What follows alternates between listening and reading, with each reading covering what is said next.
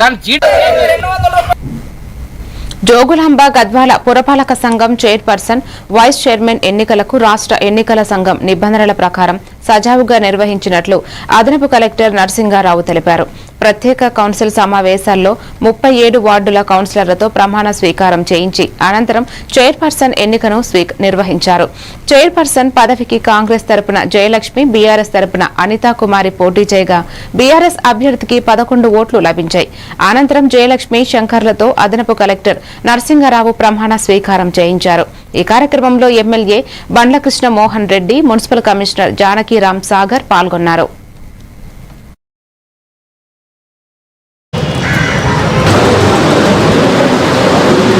Chairman ఎన్నిక ప్రక్రియ పూర్తి కాగానే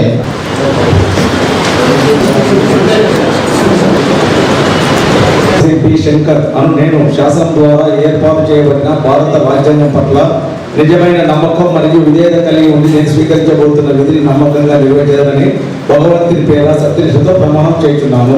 భారత రాజ్యాంగం పట్ల నిజమైన నమ్మకము మరియు విధేయత కలిగి ఉండి నేను స్వీకరించబోతున్న విధిని నమ్మకం మరియు విధేయత కలిగి ఉండి నేను స్వీకరించబోతున్న విధిని నమ్మకంగా నిర్వహించేదని భగవంతుని పేరు.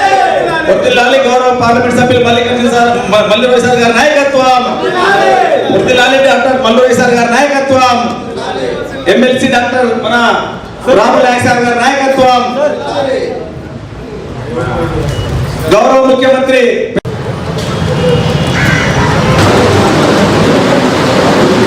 చైర్మన్ ఎన్నిక ప్రక్రియ పూర్తి కాగానే